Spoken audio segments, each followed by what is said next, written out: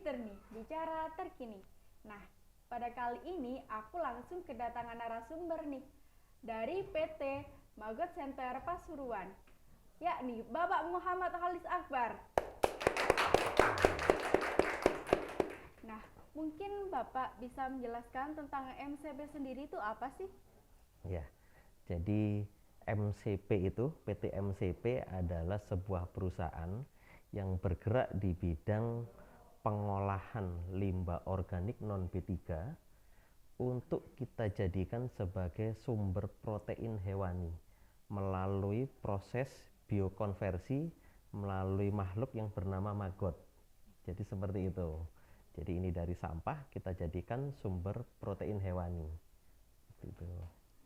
Nah, pertama kali Bapak budidaya maggot ini bagaimana, Pak? Mungkin Pak. Budidaya maggot ini sebenarnya prosesnya lumayan panjang bagi saya. Jadi berawal dari awal 2020, tiba-tiba saja yang hampir dialami semua orang yang tiba-tiba menjadi pengangguran dan tahanan rumah. Itu pun juga terjadi di saya. Jadi saya profesi sebelumnya adalah seorang kontraktor listrik. Setelah masa pandemi tiba-tiba pekerjaan menjadi sepi, tidak ada job sama sekali. Akhirnya saat itu biasa namanya nggak ada kerjaan, nontonlah banyak YouTube. Nah, saat itu ketemu dengan budidaya lele dulu. Dalam proses perkembangan budidaya lele itu mudah, cuman pakannya yang mahal. Nah, disitulah timbul kerugian dan kerugian. Muncul ide ya Pak? Iya, muncul ide. Itu baru masalah pertama sebenarnya. Setelah itu kembali lagi masih dalam kondisi nganggur. Pertengahan 2020 lele merugi, mencoba budidaya puyuh petelur saat itu. Puyuh petelur dulu. Bapaknya ini selama pandemi sempat mencoba beberapa kali usaha di bidang peternakan yang intinya tidak banyak keluar dari rumah tapi bisa menghasilkan. Jadi seperti itu. Setelah lele, puyuh petelur. Puyuh petelur saat itu profitnya sangat bagus. Ternyata puyuh petelur itu punya masalah, yaitu kotoran yang sangat banyak dan bau. Nah, dari situlah saya menjadi korban YouTube yang ketiga, yaitu ketemu dengan maggot. Nah ini baru.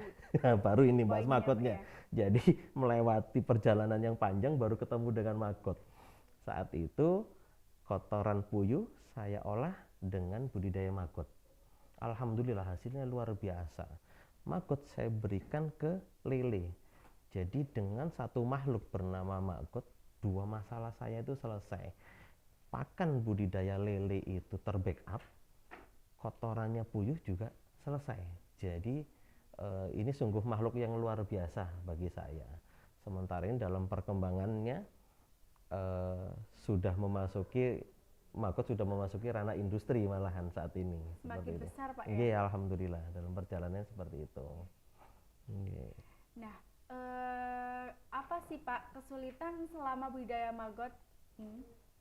Budidaya maggot itu yang pertama adalah mental usaha.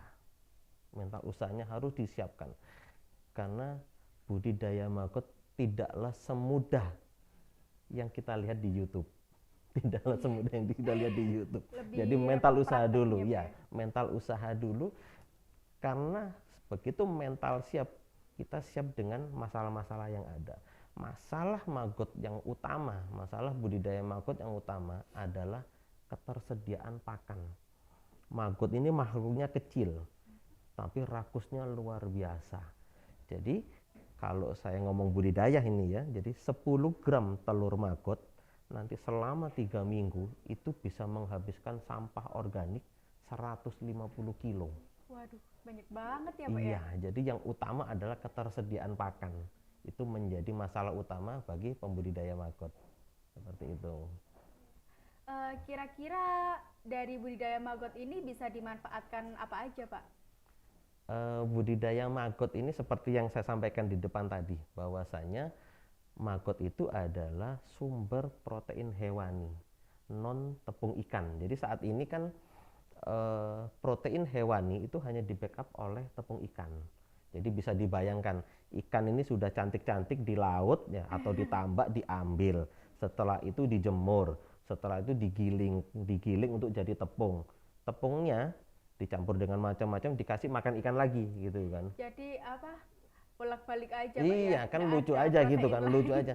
Sementara kita berpikirnya agak nyeleneh, dalam tanda kutip agak nyeleneh, bahwasanya dari sampah yang ini tidak berguna, kita biokonversi dengan maggot menjadi sumber protein hewani. Jadi maggot ini menjadi pakan.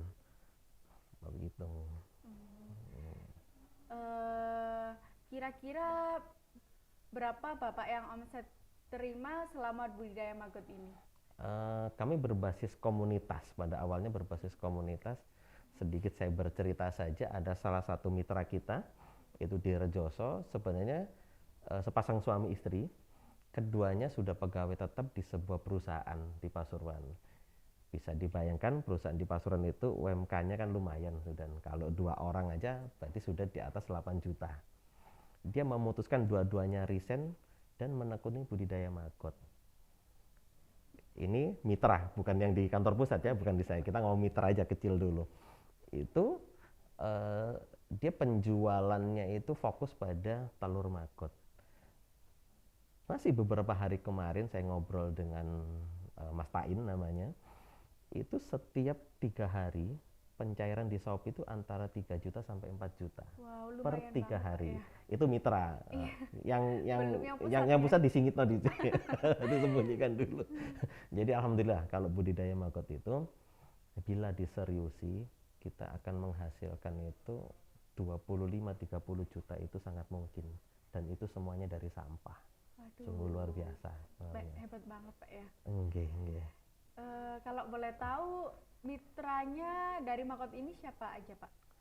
Mitra MCP adalah semua orang yang mau berbudidaya, yang mau berkotor-kotoria, yang mau turut menjaga lingkungan untuk sama-sama menghabiskan sampah organik ini untuk dijadikan maggot.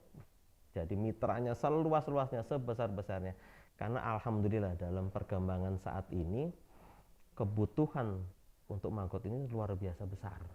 Jadi kami ini sudah bekerja sama dengan 2 perusahaan besar yang menerima maggot fresh dalam tanda kutip unlimited. Jadi dijadikan sumber protein bagi pakan ternak.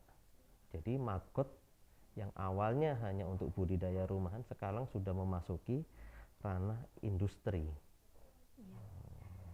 Jadi kalau misalnya ada aktivis sampah kesulitan mengelola sampah organik bisa belajar budidaya maggot di Bapak ya? Monggo. Nah, itu mungkin Bapak bisa memotivasi teman-teman milenial untuk tidak malu dalam berbudidaya maggot, Pak.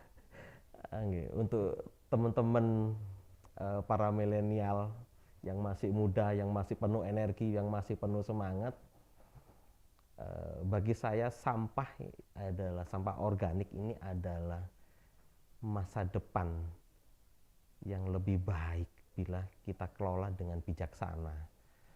Karena kami di PT MCP ini bertahan dan eksis adalah karena mengolah sampah. Jadi monggo bijaklah mengolah sampah, pilah sampah, dan lakukan banyak pergerakan untuk turut menjaga lingkungan kita ini. Insya Allah, Allah itu langsung membalasnya dengan instan. Bila mana ada seseorang yang turut menjaga bumi ini, Allah itu membalasnya dengan cash. Itu seperti yang kami rasakan. Kami berusaha mengambil sampah sebanyak-banyaknya, Allah itu langsung memberikannya secara cash kepada kita. Betul, Pak. Nah, itu teman-teman, jangan malu untuk menjaga bumi kita. Bila bumi kita dijaga, insya Allah Allah memberikan kita kemudahan untuk hidup. Amin. Terima kasih Pak sudah hadir di sini. Oke.